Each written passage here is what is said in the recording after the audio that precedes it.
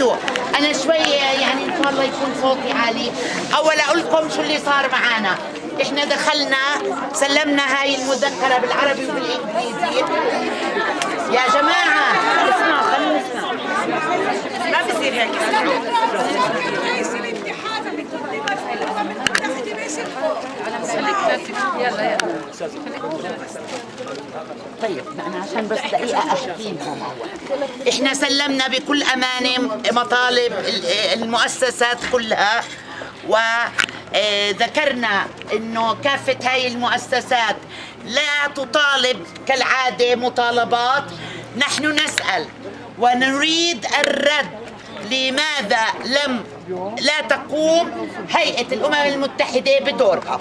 يعني هذا كان فحوى حديثنا، إنه إحنا بدنا رد من الأمين العام للأمم المتحدة. ليش مش عم يقوموا في دورهم وينفذوا قوانين هيئة الأمم المتحدة بحماية الأسرى؟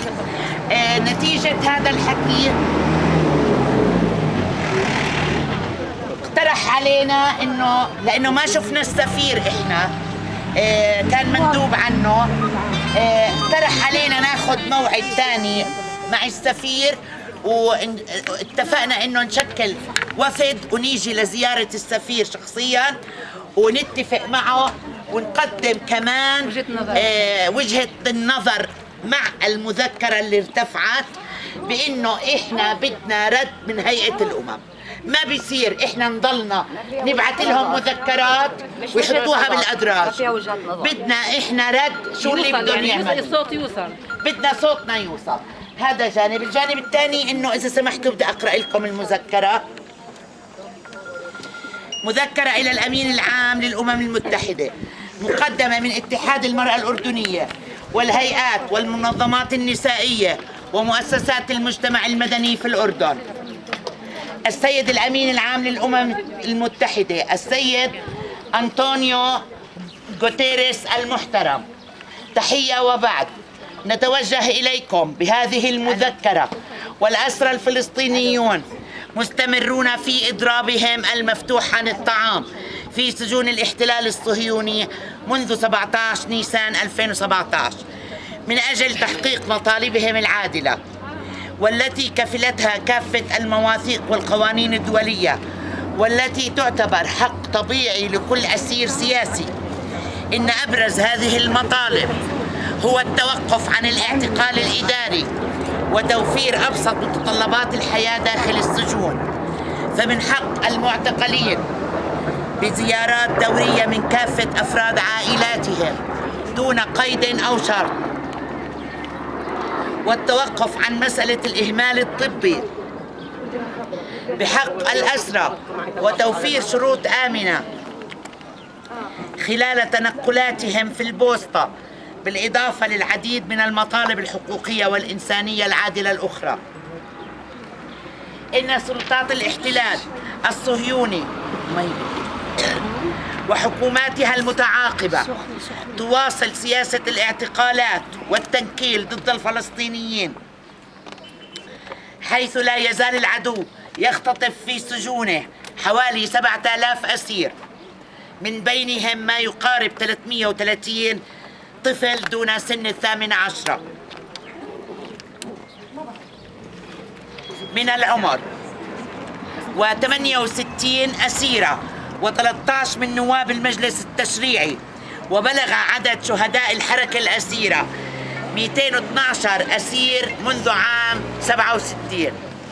يدخل الأسرى يومهم 21 في الإضراب المفتوح عن الطعام، واليوم 22، هاي انكتبت امبارح. الأمر الذي يهدد حياتهم ويشكل خطر، يا ريت ويشكل خطرا ويشكل الخطر الشديد على صحتهم. بالرغم من ذلك فهم يرفضون رفضا قاطعا التغذية القسرية التي تعتبر مخالفة لكافة القوانين والأخلاقيات والقانون الإنساني العرفي، ويرفضون أي صفقة لكسر إرادتهم أو إنهاء إضرابهم دون تحقيق مطالبهم العادلة. مخالفة بذلك القانون الدولي الإنساني واتفاقيات جنيف. إن سلطات الاحتلال تمارس كافة أنواع الاعتقال بما فيها الاعتقال الإداري والممارسات المخالفة للقوانين الدولية. وقد دأبت سلطات الاحتلال على استخدام سياسة العزل الانفرادي، وذلك باحتجاز الأسرى داخل زنازين ضيقة ومعتمة لا تتوفر فيها أدنى شروط الحياة الإنسانية، حيث يستمر اعتقالهم انفراديا لسنوات طويلة. كما تعتمد سلطات الاحتلال سياسة الإهمال الطبي المؤدي إلى الوفاة اتجاه الأسرى، ولا تلتزم بالمعايير الصحية التي فرضها القانون الدولي تجاه المعتقلين. وشرع الاحتلال بفرض قانون يمنع الأسرى من التعليم. إن اتحاد المرأة والهيئات والمنظمات النسائية ومؤسسات المجتمع المدني في الأردن تؤكد وقوفها التام مع الحركة الفلسطينية الأسيرة في نضالاتها بمواجهة الجلاد الصهيوني، وتؤيد المطالب العادلة للأسرى المضربين عن الطعام، وتطلب من الأمين العام وكافة مؤسسات الأمم المتحدة ومجلس حقوق الإنسان ما يلي: 1. تفعيل مؤسسات الأمم المتحدة ذات الصلة لأخذ دورها والضغط على حكومة الاحتلال للاستجابة الفورية لمطالب الأسرى العادلة والعمل على إطلاق سراحهم.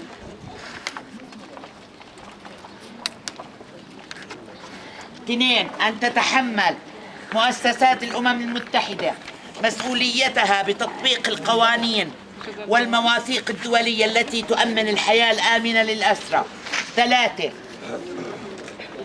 كشف حقيقة ما يحدث داخل أقبية السجون والمعتقلات الصهيونية والممارسات الفاشية التي تقوم بها سلطات الاحتلال اتجاه الأسرى